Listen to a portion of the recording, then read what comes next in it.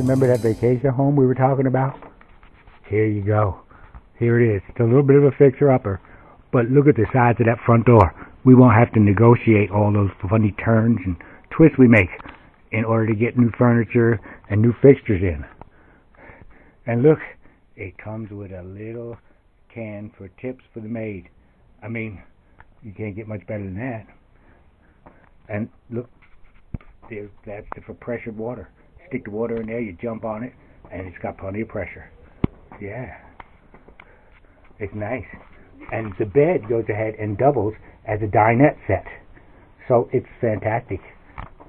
And the roof, you always wanted a metal roof, honey. This is it. Metal. You got a little bit of patchwork on there, but it looks like it was done professionally. So, and chandeliers. That's what they're called. Chandeliers. They keep the mice out of your food, since this is your new refrigerator. I think it'll be just fine. It's very airy here. So. Nice blinds, nice curtains. Yes, look at the curtains. They probably spent at least a half a day in Walmart looking for a curtain like this. It's blue, and it's got the frillies on it. It's everything you'd ever want. Look at this. And then, for different times of the year, you've got the white curtain over here, see? Or, oh, is that for the shower? Oh, that might be for the shower. Okay. Yes. And let's see. Aqua is that way, and Mexico is that way. Privy is that way. Water is that way. Wow.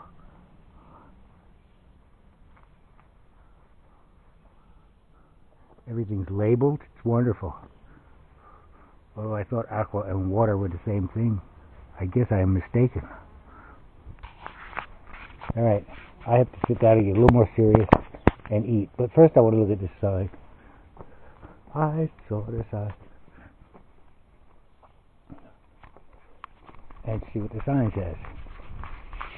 The sign says, "You're a long way from home. You are lost bad. Get back to the highway, quick." Hurricane Gap is to the left. Another gap to the left. Hot Springs is 11. So we're 11 miles out of Hot Springs. That's nice. Next shelter south is 14.2. That's not correct. Next shelter north is 8.6. Alright. That could be right.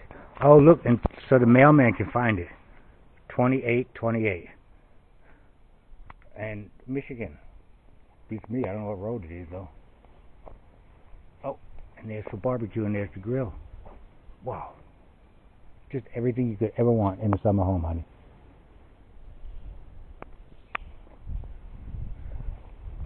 I think we can get it for a steal. Today's still Wednesday. I'll look it up and tell you exactly what it is. Because I'm bad about that, and I try to be better. Wednesday the 26th of May, which makes tomorrow Thursday the 27th. But that's not what I wanted to tell you.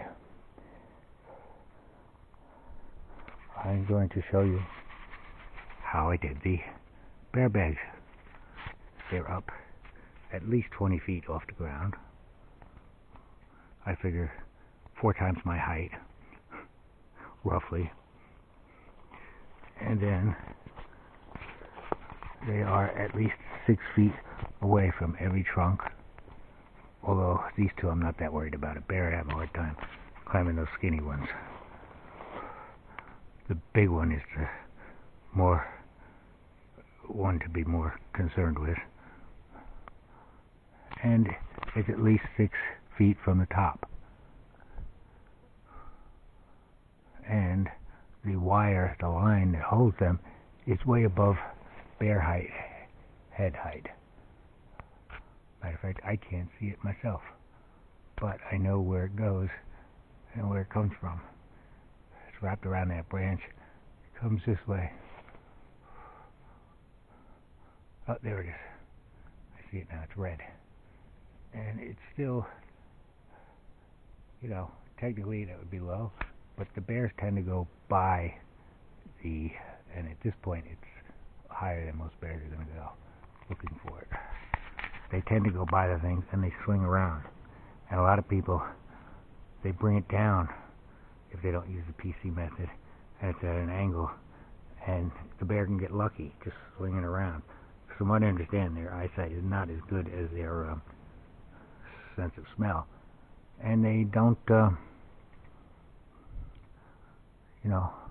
I don't think they actually see them, but I think they're smart enough to know that, hey, swing around, you hit something, you get lucky, and I think that's what happens.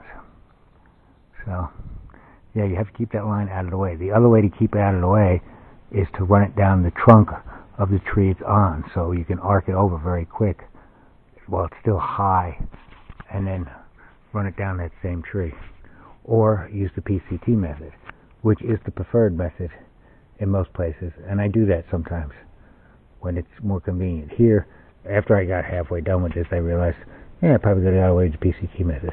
The thing I don't like about the PCT method is you have to go twice as high because it comes down halfway. And sorry, I'm not going to explain the whole PCT method tonight. Maybe in a future video, and you can also look it up. But basically, you put your thing all the way up to the top, and you put a lock on it with a stick, a toggle, and then you let it down, and it comes down halfway. You put the toggle in while it's all the way up to the top. You put the toggle in on the bottom, you let it up, and it locks it about halfway, which is about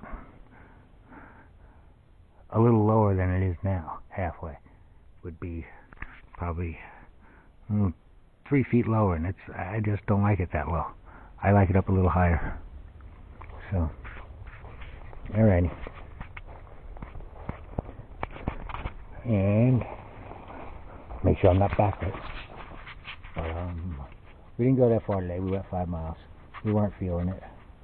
So, we cut the day about 3:30ish. We were going slow as it was because it just was a little tough. Unfortunately, I can see tomorrow's starting path, and it's uphill. Yeah, so you got to do the ups to do the downs. So anyhow, tomorrow will be Thursday. The whatever is 20th, 20-something that I just said a little while ago. And I have to check the weather. Today was just perfect weather, warm, and that's when we really slowed up for warmth. So I'm going to try and get out earlier in the morning. Which reminds me, I had my hammock up for eating and stuff, which was very nice. But I think I'm going to take it down tonight rather than waste the 15 minutes in the morning. I'd rather waste the time tonight, since I'm probably not going to sit in anymore tonight. And I'm definitely not going to have time in the morning if we're trying to get out early. So, alrighty. Been very nice, and I'll talk to you in the future.